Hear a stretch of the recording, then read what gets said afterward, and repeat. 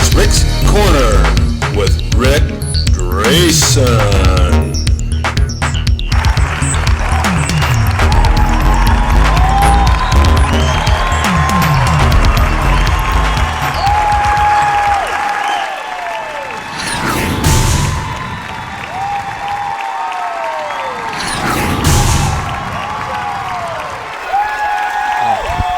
Welcome to Rick's Corner. I'm looking kind of short today because I've got the strongest woman in the world sitting next to me, and it's starting to make me a little puny, and I don't know, I'm getting really insecure. Anyway, she holds a record in bench press, which is 600 pounds, squat, which is 854 in a squat, and a deadlift is 683, if you can believe that. Strongest woman in the world, and she's sitting right here next to me. And she also wrestles, and you guys know how much I am into wrestling. All right, you're originally from Omaha, Nebraska. Omaha, Nebraska. I've been through there actually many years ago when I was a young man. It's a good place to drive through. Yeah, I think I wrestled there. When I was up in Vern Gagne's territory in AWA, right. They sent me down there, and I had a good time. I mean, I thought the Midwest and the South and all that. I liked that area. I mean, it's totally different and quiet. I love it. It's a good place to raise your kids, that kind of thing. Well, I raised myself there. No. See, I'm raised now. Now, you graduated high school, and what were your aspirations? Were you lifting then? No, I went to UNL. I was Yeah. a Cornhusker, and went to school for mechanical engineering. Mm-hmm. And in the middle of that, somehow I found weightlifting, and I owned a gym before I graduated. Well, I know you told me that. And weightlifting, as you know, becomes an addiction. Once you start, that you're hooked. Now, was your aspiration to be a powerlifter, or was it to compete in bodybuilding?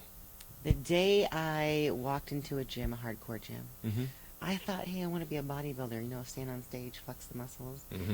And then when my coach said, here, try this deadlift, the first day I did 250 pounds. Oh, my God. So I powerlifted for 2 years before I even did a bodybuilding show. And after some time, I alternated the two. Then I started getting all these world records in powerlifting, so I stuck with powerlifting. Well, it makes sense. I started training in 1960, I believe it was. Before they had gyms. I used to lift horses. No, they had the YMCA's, which was where we worked at the gym. I mean, they had a weight room. The weight room was deplorable. The weights were bent. The cables were frayed. One broke and cut my stomach. That's where you get strong. Yeah, and you bench that. You have that bench press bar that has a loop in it, so you bring it up and it goes like this on you. But I did pretty good. I mean, I was up to like 225, and then I hit 290, then 300. And I thought, well, I'm on a roll here, right? Well, powerlifting to me is the building block and the basis of bodybuilding or any type of weightlifting. You've got those three lifts that build your body that will last you a lifetime. Give you the strength you need, give you the structure you need, and the knowledge on how to train. I agree. Actually, I did quite a few bodybuilding shows, and I trained like a powerlifter for as much as I could. Yeah, and the offset of that thing is the diet. You train like a powerlifter and you diet, and so you get all the muscle, and it just works out.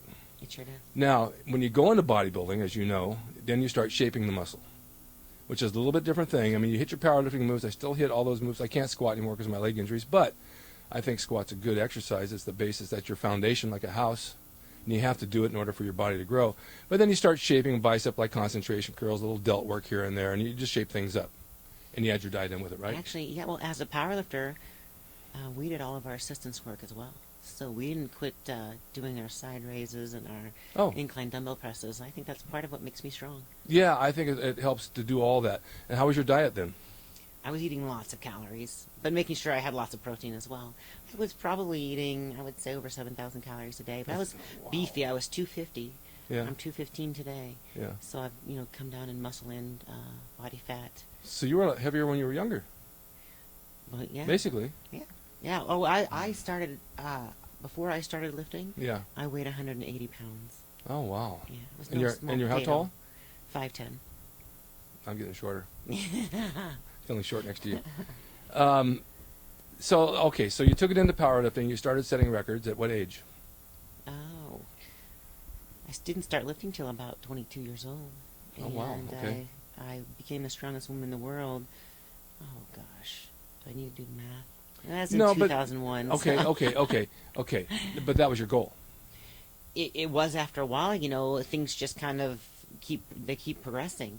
You're hitting a 500 squat, then 600, then 700, then 800, and your life keeps going when it's in numbers. And when your life goes in meets, it goes pretty quick. You have 10 weeks for a meet, that's 10 squats. Yeah. And then you're going for 700 or 800, and then your bench is creeping up at the same time. So is your deadlift. So you always have these numbers you're picking for each meet to break barriers. And you had to keep those calories high. Yes. All the time. Yes, I was pretty beefy. And what about your rest? You got plenty of rest? Oh, I had no choice. For instance, after deadlift day on Wednesdays, I would go home and sleep for 10 hours at night. Yeah. And then I would show up at the gym in the morning and sleep for another 2 hours on the couch. Wow. Yeah, you need that. I mean, you got to recover. Your body tells you you're done. You got to recover. You've taken it to really, really big levels, and then you didn't use your engineering degree, right? I have not used my engineering degree. But you always could. I could. I love it, and it helps me think in terms of, how my body's moving when I'm lifting, where the stress is going, how to preserve my joints, to balance things out. My wife pushes college education and degrees, and her family's like that, and I totally understand that there's a place for that if that's what you want to do and that's what you want to pursue. I always took the entertainment level and figured that's where I want to go, and that college is not going to help me get there, so I was self-taught.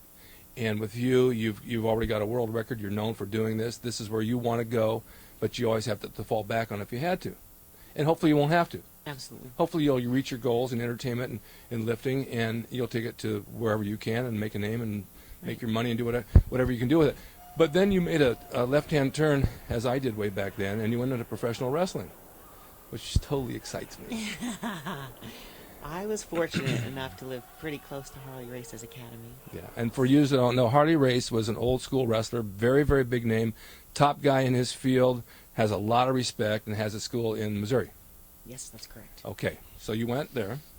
For 10 months, and I learned a massive amount of information on pro wrestling and executing moves, things like that, and how to make sure I, come out as the big girl.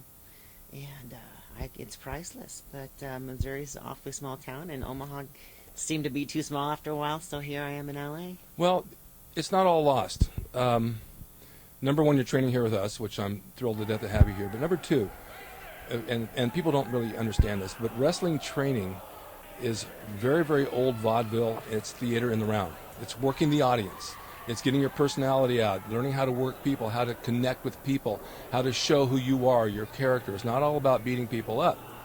Now, when you learn those skills in the ring and you learn how to project yourself and you learn how to be your character, you're going to use that every day in life when you go to do a lifting meet and you have to socialize with people and you have to do interviews like here, or you have to do a job somewhere and you have to have people skills.